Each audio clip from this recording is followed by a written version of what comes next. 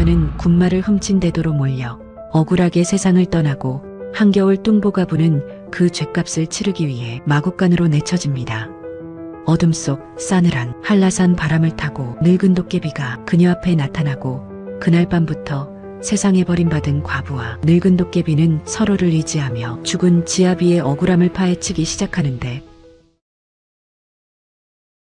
돌쇠만담 옛날 이야기를 찾아주셔서 고맙습니다. 구독과 좋아요는 축복입니다. 그럼 이야기 시작하겠습니다. 제주 한라산 아래 구경 목장의 새벽이었습니다. 며칠 전 내린 눈이 아직 마당 구석구석에 쌓여있는 한겨울 아침이었지요. 평소라면 수십 필의 군마가 내뿜는 콧김과 발굽소리로 소란스러워야 할 시간이건만 그날 아침만큼은 마당 전체가 숨을 멈춘 듯 고요했지요. 구유의 주둥이를 받고 있던 덩치 큰 군마들이 일제히 먹기를 멈추고 약속이나 한 듯 귀를 뒤로 젖힌 채 마당 한가운데를 뚫어지게 응시하고 있었습니다. 마곡강 구석에 서식하던 쥐떼마저 꼬리를 끌며 흙담을 넘어 산 쪽으로 주랭랑을 치고 있었지요. 짐승들의 시선이 꽂힌 자리 마당 한복판에 뚱보가부 곱단이 무릎을 꿇고 엎드려 있었습니다. 쾅! 둔탁한 소리와 함께 낡은 우물통 하나가 곱단이 눈앞으로 내동댕이 쳐졌습니다. 밤새 얼었다가 아침 햇살에 서릭 든 녹아내린 검붉은 찌꺼기가 사방으로 튀어올랐습니다. 지독한 냄새가 훅 끼쳐왔고 단정하게 기워 입은 누런 배치마가 순식간에 시커멓게 물들었습니다. 칼바람이 뺨을 훑고 지나갔지만 곱단을 둘러싼 수십 명의 일꾼들은 약속이나 한 듯 어깨를 움츠리고 시선을 바닥으로 떨구었습니다. 허공에 들려있던 곱단의 두 손이 오물을 뒤집어 쓴 채 그 자리에서 굳어버렸습니다. 목장 한쪽 비바람을 피할 수 있는 넓은 처마 아래서 싸늘한 목소리가 떨어졌습니다. 죽은 지아비의 빚을 제 몸으로 갚겠다 뻗대더니 고작 하루에 구유 20개를 비우는 것이 내년의 한계더냐. 제주 목장의 최고 책임자 감목관이었습니다. 목장의 흙먼지와는 완벽히 차단된 티끌하나 묻지 않은 빳빳한 명주간복 차림이었지요. 그는 갓 내린 뜨거운 찻잔의 김을 후후 불며 엎드린 곱단의 거대한 등판을 밟아주길 벌레 보듯 내려다보고 있었습니다. 내 서방놈이 빼돌린 1등급 흑마가 자그마치 세필이다. 그깟 찌꺼기를 100년 동안 퍼나른들 그 엄청난 나랏돈이 이자라도 갚아지겠느냐. 곱단의 둥글 고넓은 어깨가 파르르 떨렸습니다. 시퍼렇게 질린 입술이 꿈틀했지만 목구멍이 막힌 듯 어떤 말도 새어나오지 못했습니다. 감목관이 찻잔을 느리게 돌리며 말을 이었지요. 내 말을 오해하지 마라. 나는 그저 이 척박한 섬에서 나랏말을 먹이기 위해 누군가는 해야 할 일을 하는 것뿐이다. 네 서방은 그걸 모르고 주둥이를 함부로 놀린 죄다. 원망할 것이 있다면 제 입을 원망하라. 섬뜩할 만큼 담담한 자기 변명이었습니다. 곱단이 목덜미에 서늘한 바늘이 꽂히는 듯 했습니다. 그때 죽은 남편과 친형제처럼 지내던 동무 덕주가 헛기침을 크게 하며 무리 앞으로 나섰습니다. 그는 감목관의 눈치를 힐끔 살피더니 바닥에 오물통을 발로 툭 걷어차 곡단 쪽으로 바짝 밀어붙였습니다. 어허, 감목관나리께서 자비를 베푸시어 이 목장 한 구석에 몸니일 곳을 내어주셨으면 뼈가 으스러지게 일을 해야 할 것 아니냐. 내년 서방 때문에 우리까지 한패로 엮여 목이 달아날 뻔했는데 어디서 감히 죄인이 고개를 들어. 덕주의 발길질에 튀어오른 진흙 탕물이 곱단의 둥근 뺨을 철썩 훑고 지나갔습니다. 곱단의 고개가 힘없이 바닥으로 꺾였습니다. 그녀는 천천히 아주 천천히 굳은 살 박힌 투박한 손을 들어 볼에 묻은 오물을 말없이 닦아냈습니다. 그리고는 허리를 숙여 흩어진 찌꺼기를 맨손으로 쓸어 담기 시작했습니다. 얼어붙은 진흙바닥에 손톱이 긁혀 뭉툭한 손마디가 붉게 부어 올랐지만 그녀는 묵묵히 자기 할 일 을했습니다. 수십 명의 동료들이 지켜보는 앞에서 짐승 취급을 당하는 그 순간에도 정작 그녀를 짓누르는 것은 저들의 비겁한 조롱이 아니었습니다. 불과 열흘 전 밤이었습니다. 사색이 된 남편이 문을 박차고 뛰어들던 날이었습니다. 곱다나, 우리가 본 것을 들켰다. 장부는 껍데기야. 윗선이 한 통 속이다. 당장 떠나야 해. 남편은 덜덜 떨리는 손으로 장롱을 뒤져 짐을 쌌습니다. 하지만 곱다는 그 보따리를 낚아채 바닥에 내동댕이 쳤습니다. 언 땅을 맨손으로 파서 칡뿌리를 씹으며 짐승처럼 겨울을 버텼던 그 산속 의굶주림으로 돌아가는 것이 죽기보다 무서웠기 때문입니다. 당신 미쳤소? 아무것도 못 본 척? 엎드려 있으면 적어도 굶겨 죽이지는 않소. 짐승으로 살바해야 눈 감은 종으로 사는 게 낫소. 기어이 문지방을 넘으려는 남편의 바짓가랑이를 붙잡고 바닥을 구르며 늘어졌던 곱단이었습니다. 다음 날 새벽 남편은 군마를 훔친 대도라는 죄패를 목에 단 채 멍석에 둘둘 말려 관아 뒷마당으로 내던져졌습니다. 곱단은 맨손으로 진을 긁어 모으다 말고 제 치맛자락을 우두둑 소리가 나도록 움켜쥐었습니다. 숨이 턱 막혀 굵은 목덜미에 핏대가 시퍼렇게 솟아올랐습니다. 남편의 바지를 붙잡았던 제 손가락을 당장이라도 꺾어버리고 싶은 듯 손톱이 얼어붙은 진흙 속으로 깊숙이 파고들다 못해 하얗게 질려갔습니다. 오늘부터 전현희 배급은 반으로 줄여라. 잠자리도 마구간제일 듯 문짝 떨어진 칸으로 옮겨라. 살집이 두둑하여 아직 제 발밑이 어디에 처박혔는지 감을 못 잡는 모양이니 감목간의 매정한 지시에 덕주가 허리를 반으로 접으며 굽실거렸습니다. 감목간은 남은 차를 바닥에 획 뿌려버리고는 뒤도 돌아보지 않고 자리를 떴습니다. 곱다는 덜덜 떨리는 두 손을 흙바닥에 짚은 채 더 깊이, 더 무겁게 진흙탕 속으로 몸을 웅크렸습니다. 주변을 둘러싼 수많은 시선 중 그녀의 시린 등을 향해 내밀어지는 손은 단 하나도 없었습니다. 밤이 깊자 백록 담골짜기를 타고 내려온 산바람이 뜯긴 문짝 틈새를 무자비하게 찢으며 마구간 안으로 들이쳤습니다. 곱다는 낮에 주워온 마른 집단 몇 개를 끌어모아 얼어붙은 흙바닥 위에 몸을 웅크렸습니다. 쫓겨나듯 들어온 이 좁은 칸에는 아궁이 따위는 없었습니다. 저녁 배급으로 덕주가 던져주고 간 것은 쉰내가 훅 끼치는 꽁보리밥 반주먹과 얼음이 낀 짠지한 조각이 전부였습니다. 사흘을 제대로 먹지 못한 텅 빈 위장이 꼬르륵거렸고 얼음장 같은 바닥 이안기가 해진 저고리를 뚫고 뼛속까지 파고들었습니다. 곱다는 어둠 속에서 남편의 마지막 목소리를 떠올렸습니다. 짐을 싸던 남편이 그녀의 멱살을 붙잡다시피 하고 내뱉었던 말이 있었지요. 곱다나, 혹시 내가 못 돌아오거든 흑마 녀석이 자꾸 긁어대는 자리를 봐라. 그놈이 알고 있는 것이 많다. 그때는 겁에 질려 흘려들었던 말이었습니다. 지금 와서 되뇌어도 무슨 뜻인지는 알 수 없었습니다. 흑마가 긁는 자리라니. 목장 안에 흑마가 한두 마리도 아닌데 어느 놈을 말하는 것이며 어느 자리를 말하는 것인가. 곱다는 고개를 저었습니다.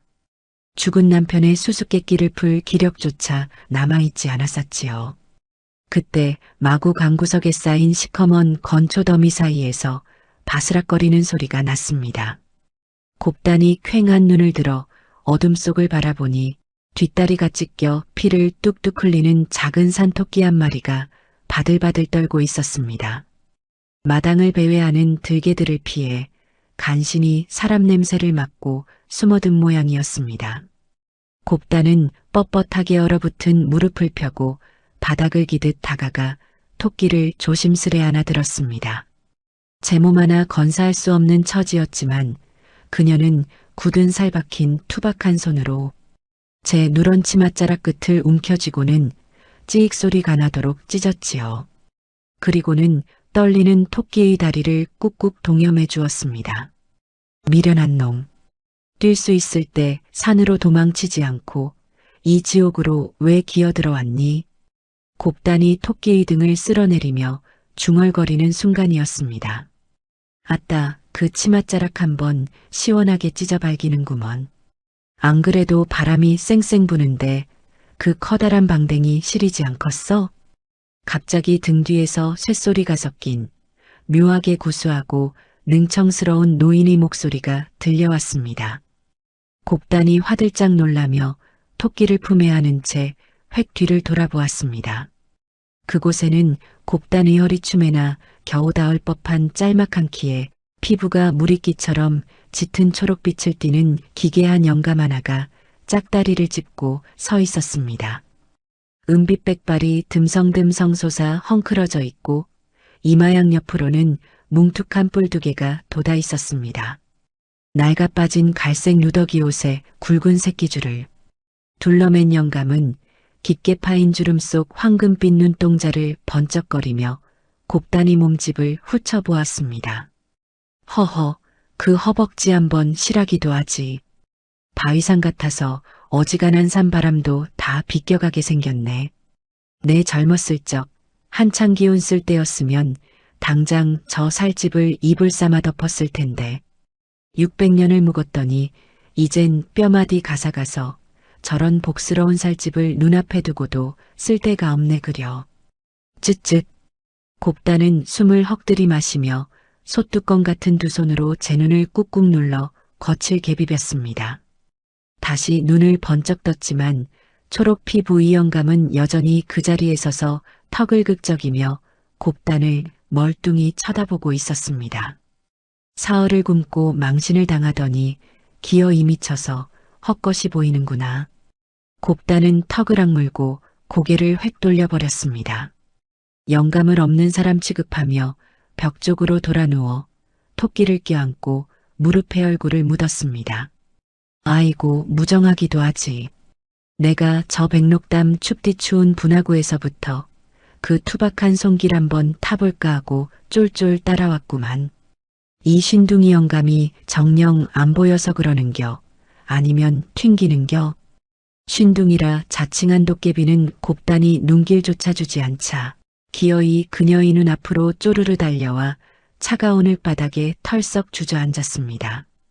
곱단이 눈을 질끈 감아버리자 이번엔 깡마른 초록색 손가락을 뻗어 곱단이 어깨를 툭툭 찔러대기 시작했습니다. 어허, 사람 냄새 좀 맡아보려 기어 내려왔더니 여긴 한겨울. 산꼭대기보다 더 춥네 그려. 혼자만 그 너른 등판으로 바람 맞고 숨을 껴. 이 늙은이는 얼어 죽으라고. 곱단은 양손으로 귀를 꾹 틀어막았습니다. 몸이 사시나무처럼 떨렸지요. 눈을 감자 남편이 멍석에 말려 나오던 모습이 겹쳐 보여 입술이 터져 피가 맺히도록 짓눌렀습니다. 곱단이 돌부처처럼 웅크리고만 있자 쉰둥이는 입을 삐죽 내밀더니 얼어붙은 바닥에 대자로 들어 누워 발장구를 쳤습니다. 먼지 바닥을 대굴대굴 구르며 한참을 꼬시렁거리던 도깨비가 벼랑간 콧방울을 벌렁거리더니 몸을 벌떡 일으켰습니다. 찌익 찌지직 사방에서 쥐떼우는 소리가 파도처럼 밀려왔습니다. 곱단이 슬며시 눈을 떠보니 쉰둥이가 마구간 한가운데 쪼그려 앉아 근엄하게 턱짓을 하고 있었습니다. 어허, 저기 듬직한 안주인 어르신 방댕이 다 얼어붙겠다. 내 놈들 둥지에 쟁여둔 보송한 것들로 빨리 주워오지 못하고 못들하느냐. 그 순간 믿을 수 없는 일이 벌어졌습니다. 마구 광곡꽃 썩은 나무 기둥 틈새에서 쥐떼가 일제히 쏟아져 나오더니 어디선가 물기 하나 없는 뽀송뽀송한 집단을 입에 물고 와 곱단이 주변으로 수북하게 쌓아놓기 시작했지요. 순식간에 곱단이 넓은 등 뒤로 삭풍을 막아줄 두툼한 집단벽이 올라왔습니다. 곱단이 두 눈이 휘둥그레 커졌습니다. 귀신곡할 노릇이었지요. 도깨비 영감은 어느새 집단 사이로 쏙 들어가더니 곱단의 널찍한 등판에 작은 등을 찰싹 붙이고는 기분 좋은 한숨을 길게 내쉬었습니다. 아따, 거참 살집한 범프근에서 등허리가 다 따숩네 그려. 내일 아침까지 이 영감 춥지 않게 꽉 버티고 있으소. 알았제? 등 뒤에서 전해지는 작지만 분명한 온기. 차갑고 낯선 마구간 공기 사이로 흙내음과 묘한 풀냄새가 섞인 늙은 도깨비 의숨결이 느껴졌습니다. 곱단은 차마 그 주책 맞은 늙은이를 떼어내지 못했습니다. 모든 것을 잃고 내동댕이 쳐진 뚱보 여인과 사람 냄새가 그리워. 찾아온 늙은 산도깨비의 기묘한 첫밤이 그렇게 깊어가고 있었습니다. 새벽이 오기도 전 곱단은 잠에서 깼습니다. 등허리에 찰싹 붙어 기분 좋게 코를 골던 쉰둥이 영감은 어느새 사라지고 없었습니다. 혹시 꿈이었나 싶어 머리맡을 더듬어 보니 쥐떼가 물어다 쌓아둔 뽀송한 집 담벽이 여전히 그녀의 등 뒤를 든든히 둘러싸고 있었습니다. 꿈은 아니었던 것입니다. 곱단은 품에 안은 토끼를 조심스레 내려다보았습니다. 다리를 감싸준 치맛자락 천조각이로 피는 더 이상 배어나오지 않았고 작은 코끝이 보드랍게 떨리며 숨을 고르고 있었습니다. 잠시 후 덕주가 문짝 틈새로 꽁보리밥 반주먹과 구정물 같은 국한 그릇을 툭 던져놓고 사라졌습니다. 사흘 만에 처음 보는 멀건 국물이었지만 어제 배급의 반토막보다도 더 적은 양이었지요. 곱단은 한참을 밥덩이만 내려다보다가 투박한 손으로 주먹밥을 다시 반으로 갈랐습니다. 그리고는 그중 한 덩이를 토끼 앞으로 조용히 밀어주었습니다. 먹어라. 뛰어 도망칠 힘은 있어야 할 것 아니냐. 토끼가 킁킁거리며 밥알을 갉아먹기 시작했습니다. 곱단은 남은 반주먹을 입에 털어 넣으며 갈라진 목구멍으로 억지로 삼켰습니다. 사흘을 굶은 위장이 뒤틀렸지만 그녀의 둥근 얼굴에는 묘한 안도가 스쳤습니다. 그 광경을 마구간천장 석가래 뒤에 숨어있던 쉰둥이 영감이 뚫어지게 내려다보고 있었습니다. 초록빛 피부의 늙은 도깨비는 깡마른 턱을 손으로 개고 깊게 파인 주름 사이 황금빛 눈동자를 가늘게 좁혔습니다. 그는 혀를 한번 차더니 누구 들으라는 것도 아닌 혼잣말을 나지기의 졸였습니다. 허, 집에 속에 거지 새끼가 들어앉은 년이 짐승부터 챙기네. 600년을 살았지만 저런 미련한 꼴은 참 오랜만에 본다. 그는 코를 한번 훌쩍이더니 얼굴을 고약하게 일그러뜨렸습니다. 아이고, 이거 참. 그냥 얼어 죽게 놔두려 했더니만 이래서야 영 발이 안 떨어지네 그려. 쉰둥이는 구시렁거리며 석가래 뒤로 쏙 숨었습니다.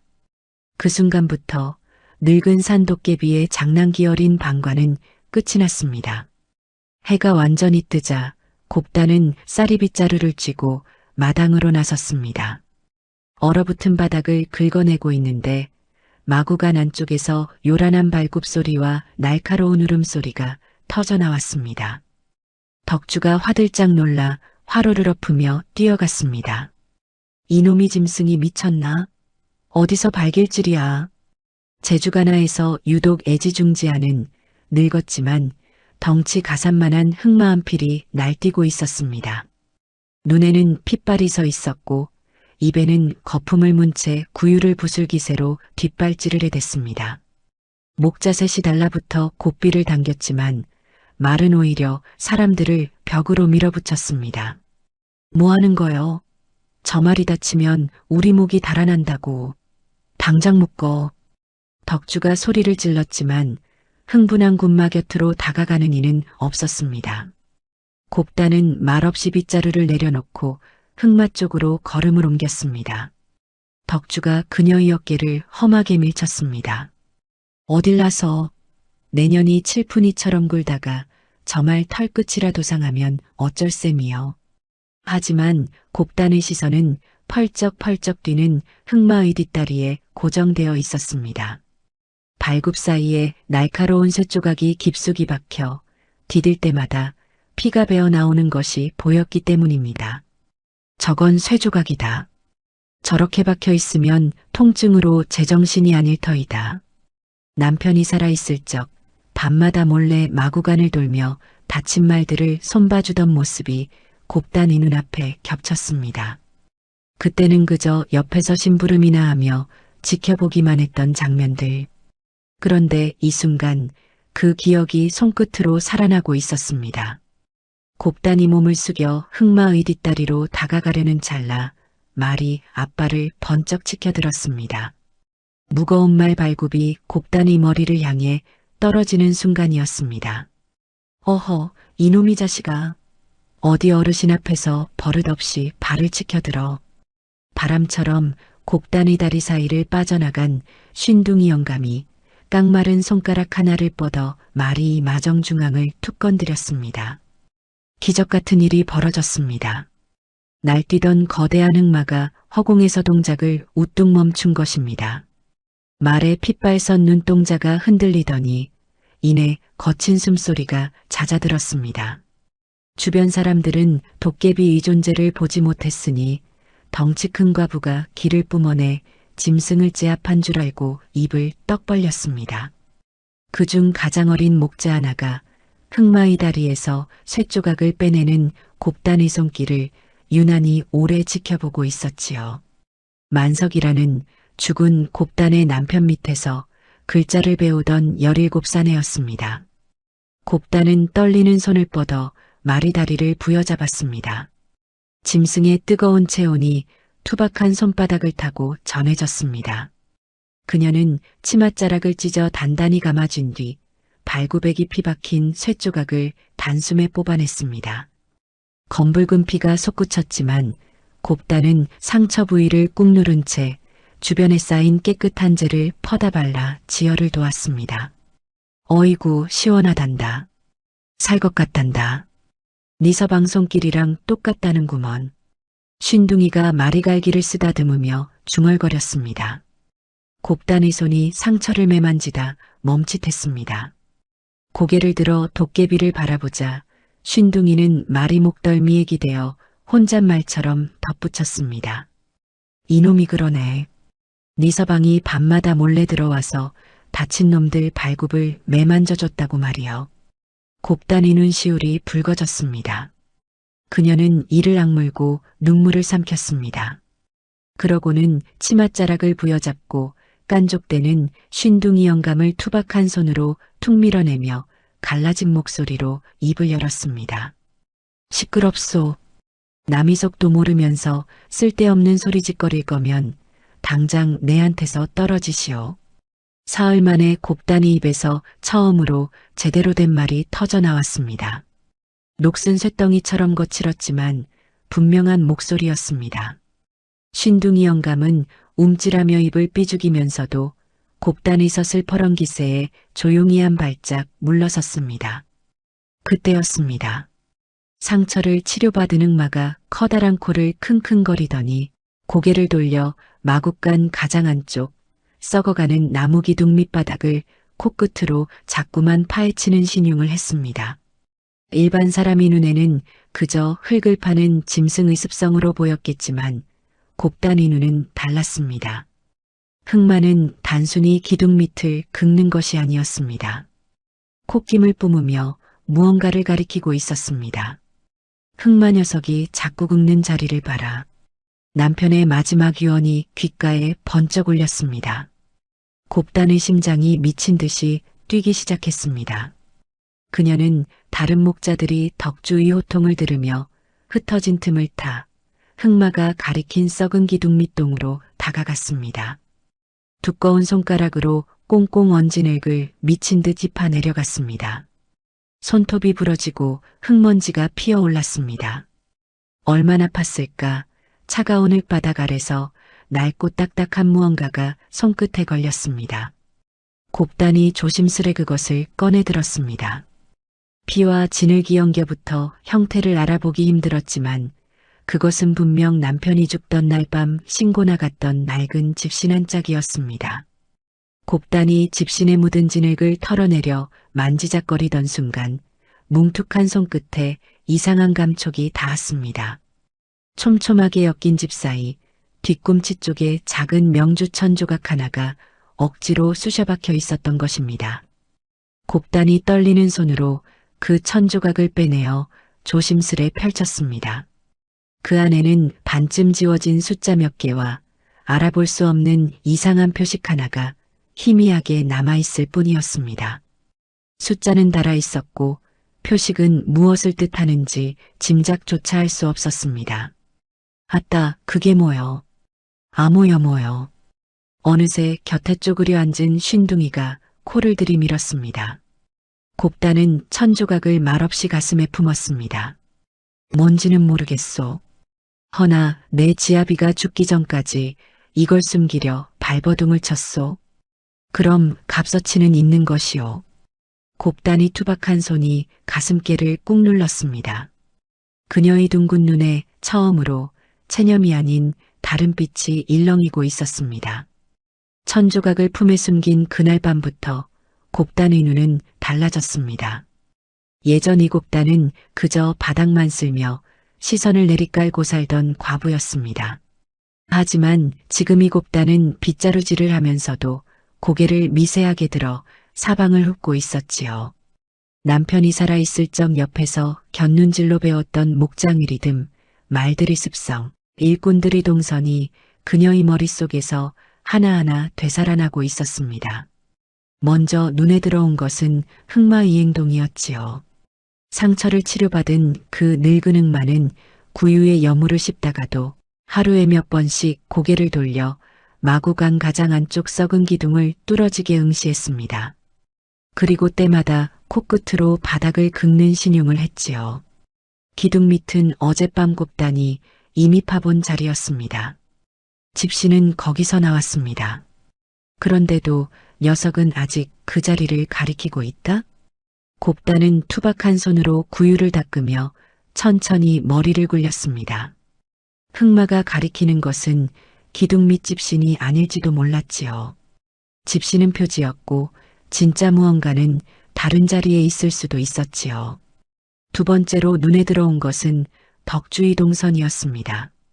죽은 남편과 한솥밥을 먹던 덕주는 간목간에 개가 된 뒤로 목장 안을 제 것이냥 휘젓고 다녔습니다. 그런데 이상하게 도덕주는 마구간 안쪽 썩은 기둥 주변에서만큼은 지나치게 예민하게 굴었습니다. 목자아이가 기둥 근처에서 건초를 정리하려 하면 벼락같이 소리를 지르며 쫓아냈고 자기 자신도 그 주변을 지날 때마다 힐끔힐끔 바닥을 훑어보곤 했습니다. 저자는 뭔가를 지키고 있거나 뭔가를 찾고 있다. 덕주가 기둥 밑집 신의 존재를 알고 있었다면 진작 파냈을 것입니다. 모른다면 왜 저 자리를 감시하는가? 답은 하나였습니다. 남편이 죽기 전 저 주변 어딘가에 무언가를 더 숨겼고 덕주는 그것이 어디 있는지는 모른 채 감시만 하고 있는 것이지요. 세 번째로 곱단의 눈에 걸린 것은 흙이었습니다.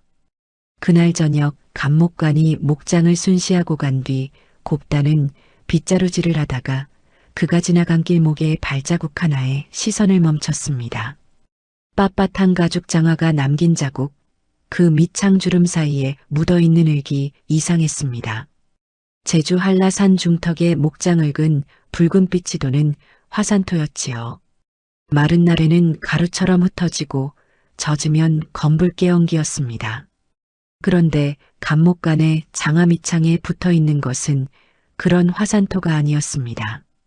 끈적하고 거무튀튀한 짠내가 희미하게 배어있는 해안갯가흙이었습니다. 곱단은 허리를 숙여 그 자국을 오래 들여다보았습니다. 이 섬 한복판에서 바닷가흙이 왜 목장안까지 들어왔는가? 간목관이 며칠 전 포구에 다녀왔다는 말은 어디서도 들은 적이 없었습니다. 공적인 순시였다면 일꾼들이 수군거렸을 터입니다. 그렇다면 남몰래 다녀온 것이었지요. 그것도 간목관 본인이 직접 움직여야 할 만큼 중요한 일 때문에.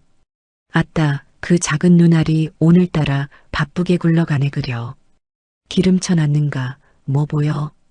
어느새 치맛자락 뒤에 바짝 붙은 쉰둥이 영감이 곱단을 올려다보며 코를 벌렁거렸습니다. 곱단은 주위에 일꾼이 없는 것을 확인한 뒤 빗자루질을 하는 척하며 낮은 목소리로 중얼거렸습니다. 영감, 바닷가 을기 왜 여기 있소? 뭐여, 누구 밑창에 붙어 있드냐? 감목관. 쉰둥이의 황금빛 눈이 번쩍 빛났습니다. 그는 턱을 극적이며 능청맞게 헛기침을 했지요. 허, 저 기름 낀 상판대기가 몰래 발품을 팔았다, 이거요? 나라님이 지시한 일도 아닌 걸 제발로. 그 양반 체면에 안 맞는 일이구먼. 영감, 하나 더 있어. 곱단이 빗자루를 쥔 손에 힘을 주었습니다. 덕주가 썩은 기둥 주변을 지킨다 하여 거기 뭐가 있는지 아는 자는 아닌 것 같소? 모르니까 감시만 하는 것이오. 내 지아비가 거기 무얼 숨겼는지 감목 관패들은 아직 찾지 못한 것이오. 아따, 그 두뇌 베던 안주인이 이제 보니 머리통이 돌덩이는 아니었구먼. 쓸만하네, 쓸만해. 쉰둥이가 신이 난 듯 깡마른 손가락을 곱단의 허리춤에서 까딱거렸습니다. 곱단은 그런 그를 밀어내지 않고 천천히 눈을 들어 마구간 안쪽을 바라보았습니다. 흑마가 가리키던 자리, 덕주가 감시하던 자리, 그리고 감목관의 장화에 묻어온 바닷가. 세 개의 조각이 그녀의 머릿속에서 천천히 모양을 갖추기 시작했습니다. 집신이 나온 기둥 밑은 시작일 뿐이었습니다.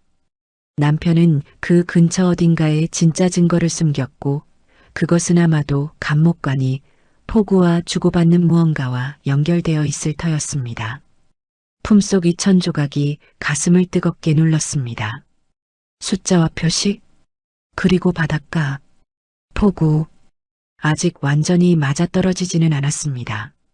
하지만 처음으로 곱단은 자신이 무언가를 쫓고 있다는 것을 스스로 알았습니다. 그날 저녁 곱단이 빈 구유를 닦고 있을 때였습니다. 누군가 마구간 뒤편을 지나며 슬쩍 곱단이 발치에 마른 누룽지 한 덩이를 떨어뜨리고 갔습니다. 곱단이 고개를 들어보니 만석이 등을 돌린 채 빠르게 걸어가고 있었지요. 그녀는 누룽지를 말없이 품에 넣었습니다. 만석은 죽은 남편이 글자를 가르쳐주던 아이였습니다. 남편이 살아있을 적 밤마다 마구간을 돌며 다친 말을 매만질 때 옆에서 등불을 들어주던 유일한 사내이기도 했지요. 저 아이도 본 것이 있겠구나. 허나 입을 다물고 사는 것이겠지. 곱단은 누룽지를 한 입 베어 물었습니다. 사흘 만에 입에 넣는 곡기였습니다. 그녀는 빗자루를 고쳐쥐고 마구간 쪽으로 무거운 걸음을 옮기기 시작했습니다. 오늘 밤에 흑마가 긁던 그 자리를, 집신이 나왔던 그 기둥 주변을 자신의 손으로 직접 파볼 작정이었습니다. 저 멀리 처마 아래서 감목간의 서늘한 시선이 곱단의 뒷모습을 훑고 있다는 것은 그녀도 쉰둥이도 아직 알아차리지 못하고 있었습니다. 그날 밤 달빛조차 구름에 먹혀버린 어둠 속이었습니다. 곱단은 문짝 떨어진 마구간 칸에서 숨을 죽인 채 바깥 동정을 살폈습니다. 일꾼들 막사에서 코 고는 소리가 들리자 그녀는 치맛자락을 질끈동여 매고 바닥을 기든 낮은 자세로 마구간 안쪽 기둥을 향해 움직였습니다. 등 뒤에는 쉰둥이 영감이 쪼르르 따라 붙었습니다. 아따, 그 육중한 몸뚱이로 기어다니는 꼴이 어찌나 귀여운지. 이 늙은이 허리가 다 녹내그려. 조용히 하시오, 영감. 들킵니다. 허, 이 영감 목소리는 사람 귀에 안 들린다니까. 걱정도 팔자요.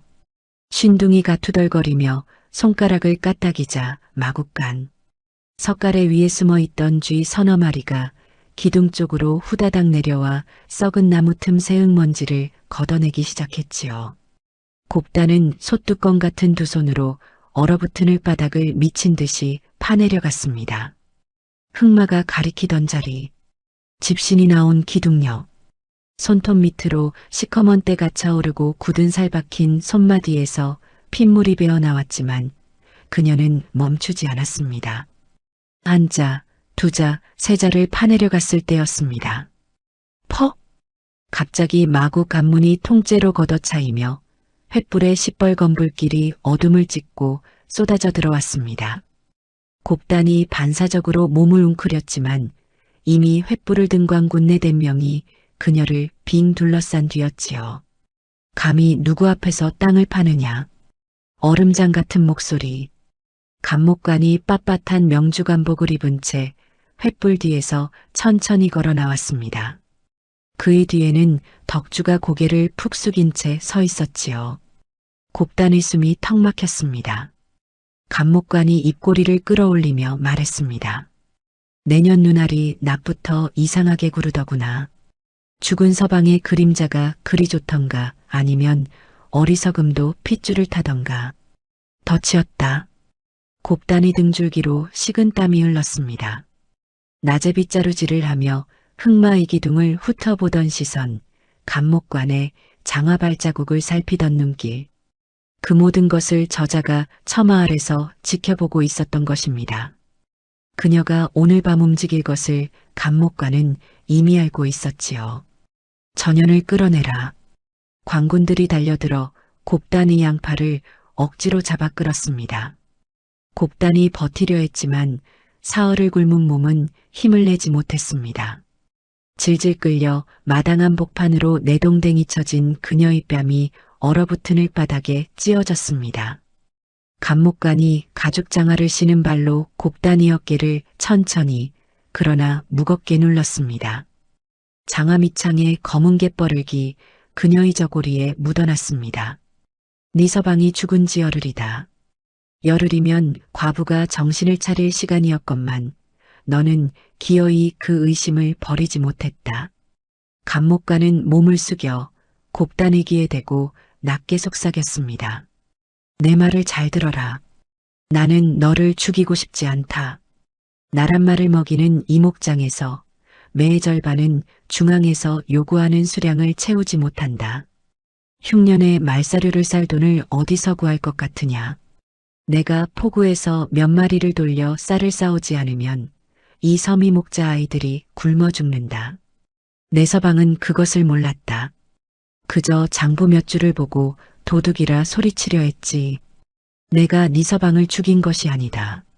지 입을 못 담은 그자가 저를 죽인 것이다.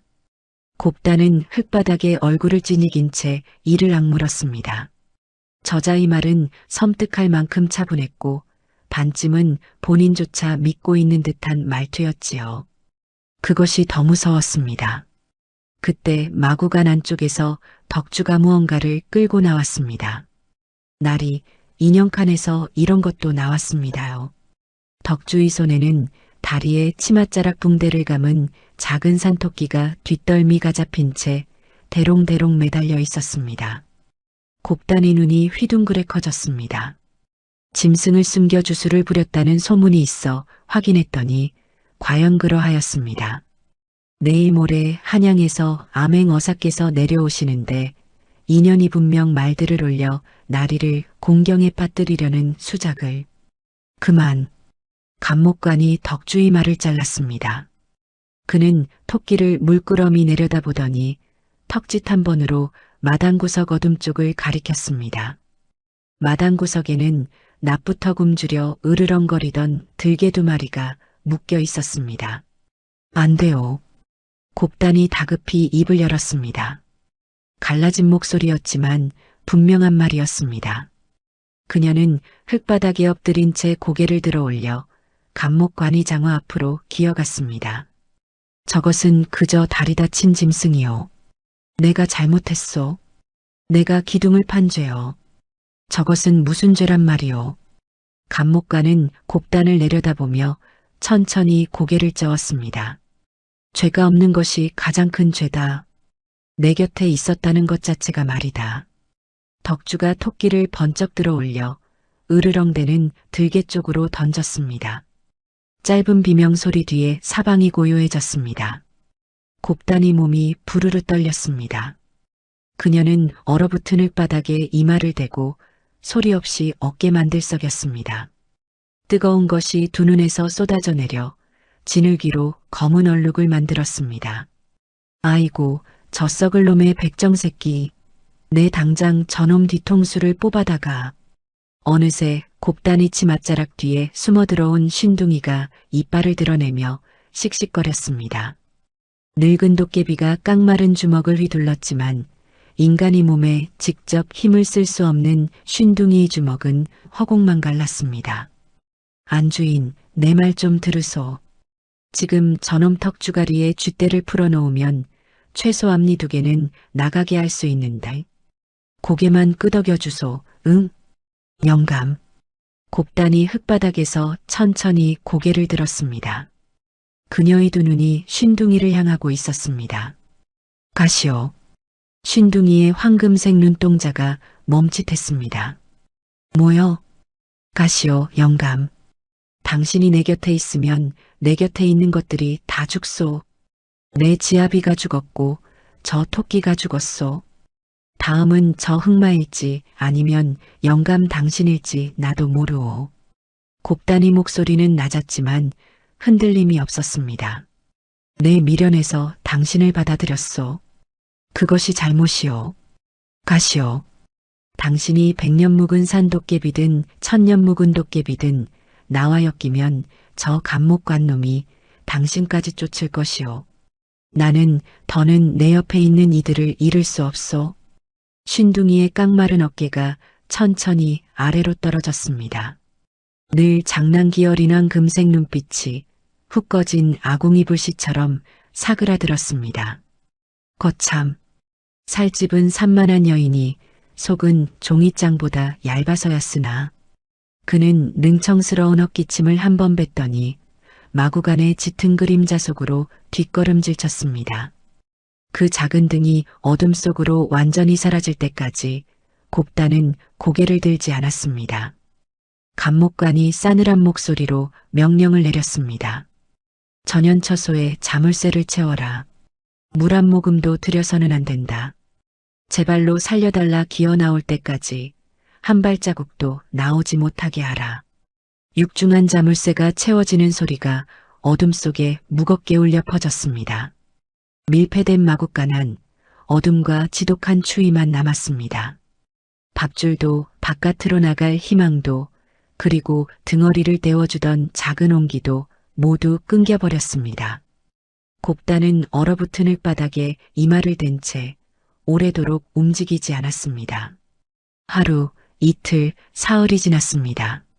물 한 모금 들어오지 않은 마구간 안에서 곱단의 거대한 몸집은 바람 빠진 자루처럼 흔들렸습니다. 갈라진 입술이로 하얀 입김만 가늘게 새어나왔지요. 텅 빈 이장이 등가죽에 들러붙는 고통 속에서도 그녀의 두툼한 손은 품속 천조각을 생명줄처럼 쥐고 있었습니다.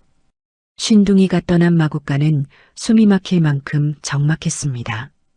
등어리를 덮여주던 구수한 흙내음도 쪼르르 밀려와 집단을 쌓아주던 쥐떼의 발소리도 사라졌지요. 오직 칼바람이 뜯긴 문짝을 긁는 소리만이 이따금씩 지나갔습니다. 곱다는 흐릿해지는 의식 속에서 하나씩 되짚기 시작했습니다. 내가 뭘 놓쳤는가? 기둥 밑을 팠으나 아무것도 없었습니다. 그러나 흑마는 분명 그 자리를 가리켰습니다. 짐승이 거짓을 말할 리는 없었지요. 그렇다면 틀린 것은 짐승이 아니라 그것을 읽어낸 곱단 자신이었습니다. 곱단은 눈을 감고 흑마의 모습을 천천히 되살렸습니다. 남편이 살아있을 적 그는 밤마다 몰래 마구간을 돌며 아픈 말들이 발굽을 매만져 주었습니다. 곱단은 그 옆에서 심부름이나 하며 지켜보기만 했지요. 그때 남편이 했던 말이 있었습니다. 짐승이 코를 떼는 건 냄새 맡으려는 것이 아니다. 대부분은 저기 가자고 가리키는 것이요. 곱단이 감긴 눈꺼풀이 파르르 떨렸습니다. 흑마가 코를 들이댄 것은 기둥 밑이 아니었습니다. 흑마는 기둥을 긁으면서 고개를 기둥 너머로 계속 틀었습니다. 긁던 자리가 아니라 바라보던 방향이었던 것입니다. 그 방향 끝에 무엇이 있던가. 마구간 안쪽 벽 너머는 목장의 뒷담이고 뒷담 너머는 곧장 오름으로 이어지는 좁은 산길이었습니다. 남편이 죽기 전 밤 산에서 사색이 되어 뛰어내려오던 그 산길이었지요. 곱다는 품속 천조각을 떨리는 손으로 꺼냈습니다. 반쯤 지워진 숫자들이 희미하게 그녀의 손바닥 위에 펼쳐졌습니다. 7, 보름, 다시 7, 그리고 21. 이것이 무엇을 가리키는지 곱다는 여태 알지 못했습니다. 그저 남편이 쥐고 죽은 물건이라 소중히 여길 뿐이었지요. 그런데 지금 굶주림에 흐릿해진 정신 속에서 한 가지가 불쑥 떠올랐습니다. 감목간의 가죽 장화 밑창에 묻어있던 바닷가게 버릇. 포구 근처에서만 묻어날 수 있는 그 짠내 나는 흙. 감목간은 남몰래 포구를 드나들었습니다. 포구라 하면 배가 드나드는 곳. 배가 드나들려면 반드시 지켜야 하는 것이 있었지요. 밀물과 썰물이때, 물때. 제주바다는 하루에 2번 물이 들고 나는데 짐을 싣고 배를 띄우려면 물이 가장 높이 올라온 때를 맞춰야 했습니다. 그 시간은 다리 주기에 따라 바뀌었고 어부들과 밀상들은 그것을 날짜별로 정확히 계산해 움직였습니다. 곱다니 눈이 번쩍 떠졌습니다. 7, 보름, 21. 그 숫자들은 물이 가장 높이 차는 날짜였습니다. 포구에서 무언가가 배에 실려나가는 날, 나란 말이 감목관이 손을 거쳐 밀상 입에로 옮겨지는 바로 그날이었던 것입니다. 곱단이 뭉툭한 손이 부들부들 떨렸습니다. 남편이 본 것은 단순한 도둑질이 아니었습니다. 감목관과 포구 이밀상들이 주기적으로 말을 빼돌리는 장부였습니다. 천조각에 적힌 것은 그 거래 날짜였고 장부 이원본은 감목관이 손이 닿지 않는 어딘가에 숨겨져 있을 터였습니다. 남편이 사색이 되어 뛰어내려온 그 산길, 흑마가 가리키던 그 방향, 감목관조차 발을 들이기 어려운 곳, 그곳은 오름 너머 어딘가 남편이 산 사람으로서 마지막으로 다녀온 그 장소였습니다. 그래, 거기다. 거기에 원본이 있다. 곱단이 투박한 손으로 얼어붙은 흙바닥을 짚고 천천히 몸을 일으켰습니다. 사흘 굶은 몸은 휘청거렸지만 그녀의 두 눈만큼은 더 이상 흐릿하지 않았습니다. 밖으로 나가야 했습니다. 자물쇠는 채워져 있었지만 뜯긴 문짝이 아니라 벽을 보면 되었지요. 곱다는 마구간 뒷벽으로 걸음을 옮겼습니다. 감목관의 횃불에 반쯤 그을려 사가가던 그 썩은 나무벽. 거대한 몸집을 틀어 어깨를 기둥에 바짝 붙이고 두 발로 얼어붙은 흙바닥을 깊게 짚었습니다. 평생 바닥에 웅크려 참아왔던 그 둔중한 무게가 처음으로 앞으로 쏟아졌습니다. 콰직! 썩어가던 나무 기둥과 흙담이 맥없이 쩍갈라지며 바깥으로 무너져 내렸습니다. 쏟아지는 흙먼지 사이로 사르르는 산바람이 곱다니 얼굴을 때렸습니다. 그녀는 망설임 없이 그 좁은 틈새로 몸을 비집고 빠져나왔습니다.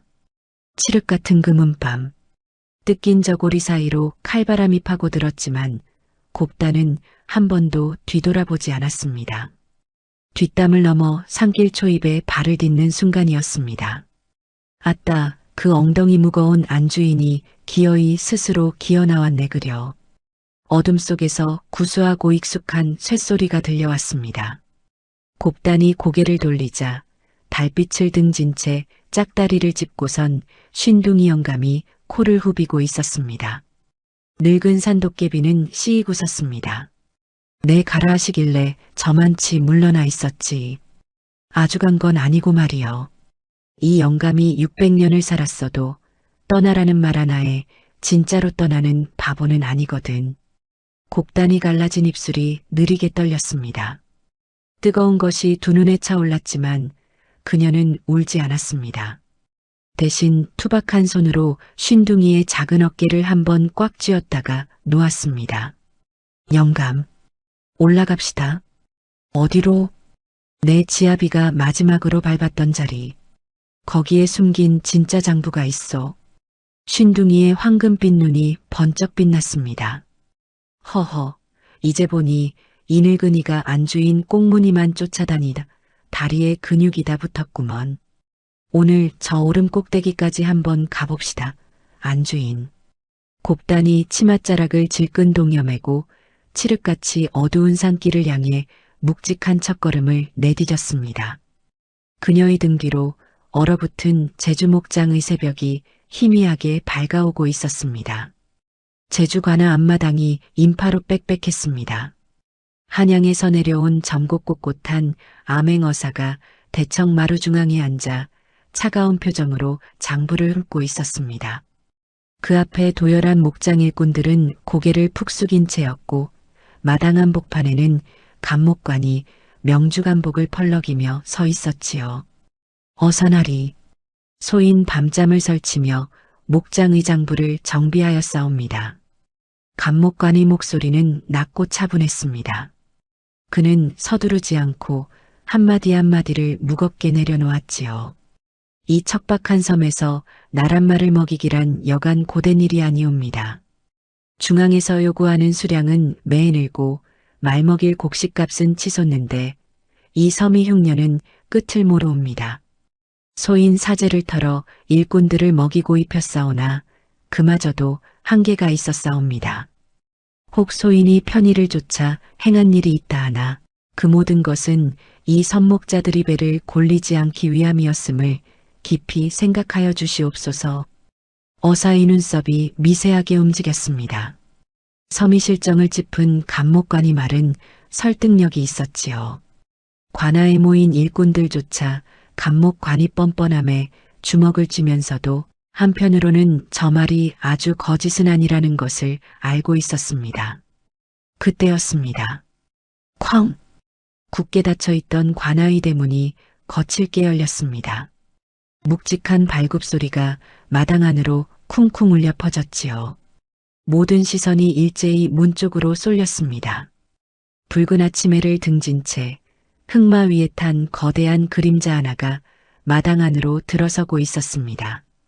찢어진 저고리에 진흙투성이 얼굴, 상처투성이의 손에 장부를 움켜쥔 뚱보가부 곱단이었습니다. 전현이 감히 어사 앞에 어딜. 광군들이 창을 빼들고 달려들었지만 곱단은 흑마에서 내려 마당 한복판으로 묵직한 발걸음을 옮겼습니다. 그리고는 품속에서 기름종이로 싼 장부와 피 묻은 천조각, 그리고 낡은 집신 한 짝을 바닥에 턱 내려놓았습니다. 어사나리. 곱단의 갈라진 목소리가 관아마당을 쩌렁 울렸습니다. 사흘 굶고 밤새 산을 탄 몸뚱이에서 짜낸 마지막 숨이었지요. 곱단은 장부를 가리키며 저놈이 진짜 도둑놈입니다. 나랏말을 빼돌려 포구 밀상한테 팔아넘긴 장부가 여기 이것이오. 그녀는 거친 손으로 집신도 들어 올렸습니다. 이 집신은 내 지아비가 죽던 날 신었던 것이오. 매를 맞으면서도 뒤꿈치에 이 천조가리를 쑤셔넣고 죽었소. 피로 적은 숫자가 무엇인지 아시오?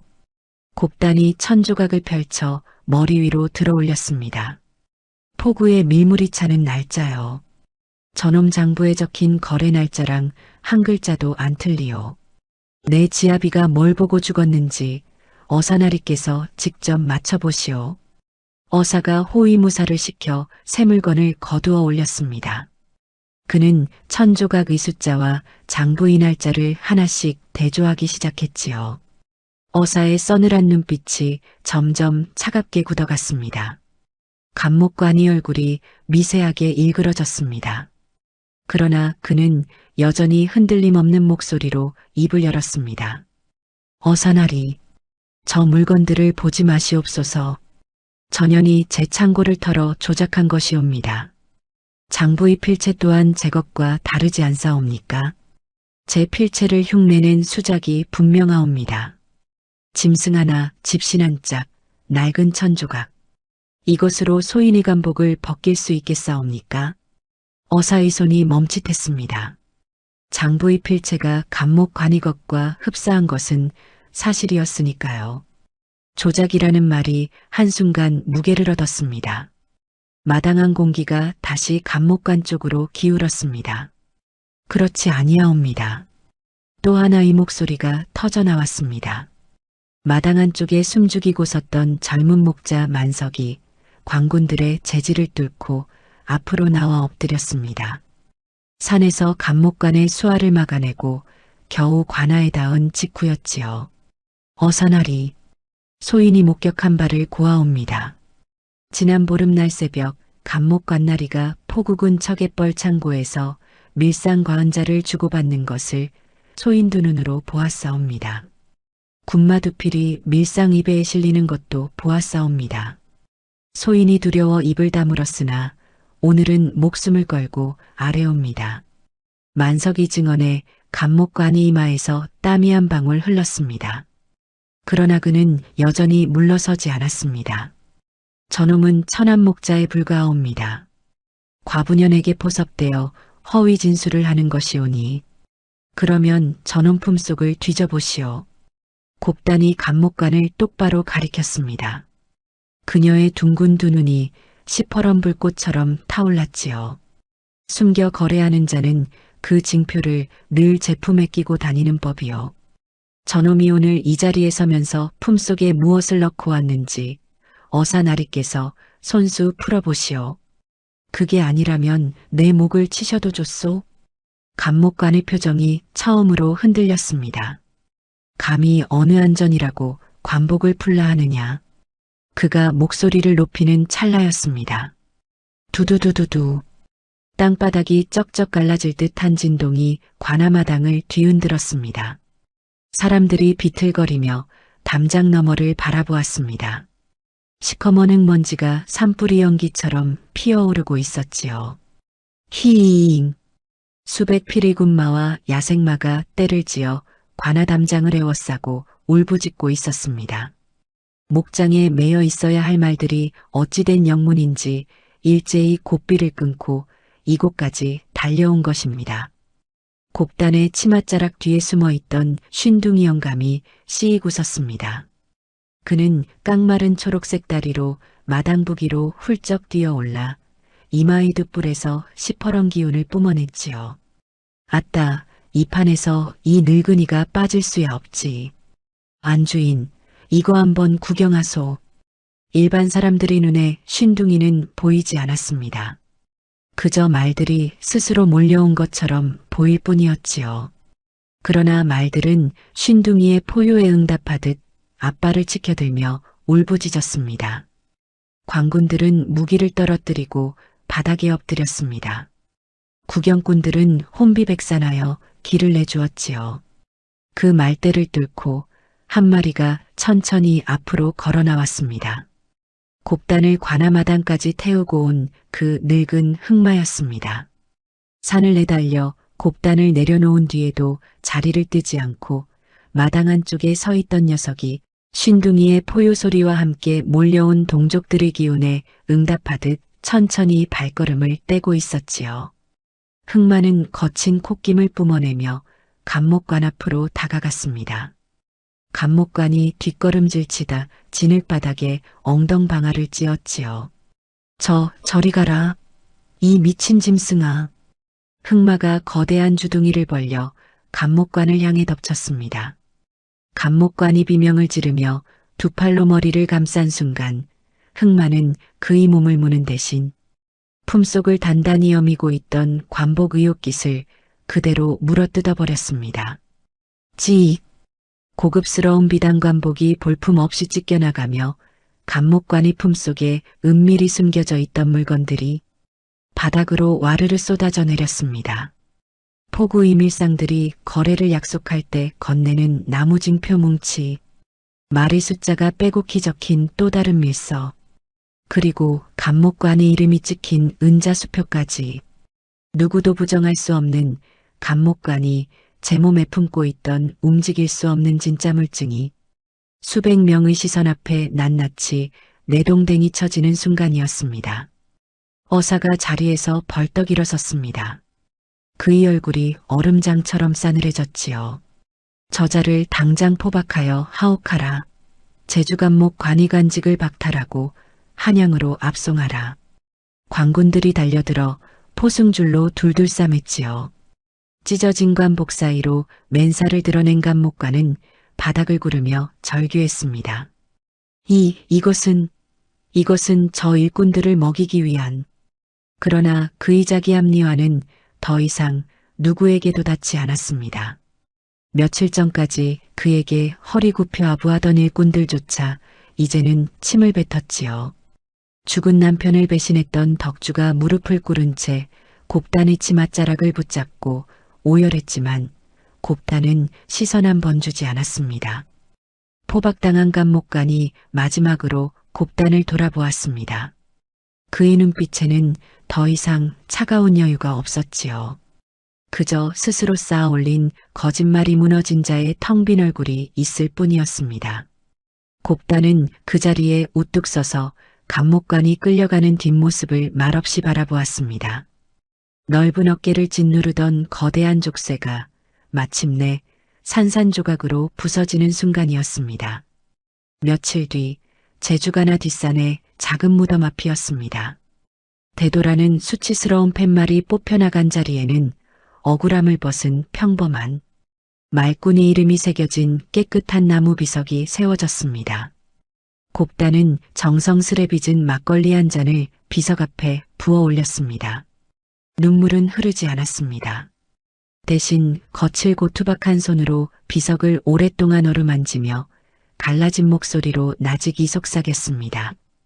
당신 말이 맞았소. 흑마가 긁던 자리가 아니라 바라보던 방향이었소. 내가 둔에 그것을 알아채지 못하고 당신을 보냈소. 허나 이제 알았으니 되었소. 이제 당신도 나도 저 섬도 다 편해졌소. 그녀는 비석 옆에 조용히 막걸리 한 잔을 더 따라 놓았습니다. 바람이 불어와 잔이로 가볍게 출렁였지요.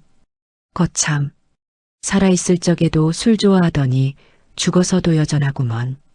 곁에 쪼그려 앉은 쉰둥이가 능청스레 혀를 찼습니다. 곡단이 입가에 처음으로 옅은 미소가 걸렸습니다. 그리고 수십 년 이을은 어느 겨울밤이었습니다. 한라산 중턱 호젓한 초가집 한 채가 있었습니다. 창밖으로는 소복소복 첫눈이 내리고 굴뚝에서는 하얀 연기가 올라가고 있었지요. 아궁이 앞에 쭈그려 앉은 늙은 할멈이 뭉툭한 부직갱이로 불씨를 뒤적이고 있었습니다. 머리에는 하얀 서리가 앉고 손마디는 나무뿌리처럼 굵어졌으며 둥근 등은 살짝 굽었지만 그 넉넉한 품과 구수한 얼굴만은 여전했습니다. 뚱보할멈 곱단이었지요. 아따 안주인. 고기 굽는 냄새는 기가 막힌 뒤 내 입에 들어올 놈은 언제 익는겨? 이 늙은이가 700년 가까이 살아도 빈속으로 고기 냄새 기다리는 건 영 체질에 안 맞네 그려. 아궁이 가장 따뜻한 구석, 불기운이 바로 올라오는 명당 자리에 800개를 하고 누운 쉰둥이 영감이 투덜거렸습니다. 늙은 산도깨비는 곱단을 처음 만났던 그 깡마른 초록색 모습 그대로였지만 곱단이 해먹인 음식 덕에 배만 볼록 나온 채 뒹굴고 있었지요. 곱단이 주름진 눈가에 부드러운 미소를 지으며 잘 익은 산적꼬치 하나를 쉰둥이 입가로 툭 밀어주었습니다. 많이 드시오, 영감. 오늘따라 유독 많이 구워놓았으니. 어이구, 주름 자글자글한 할멈이 구워주는 고기도 여전히 맛있네 그려. 허나 이 늙은 여편네 명줄 다해서 저승이라도 먼저 가면 이 늙은이는 네 집 아궁이 곁에서 등허리를 지지고 산단 말이오. 허허, 영감 걱정도 팔자요. 이 살집 좀 보시오. 저승사자가 와도 무거워서 못 끌고 갈 텐데 내가 어딜 먼저 간단 말이오. 곱단이 부직갱이로 아궁이 불씨를 한번 휘저으며 덧붙였지요.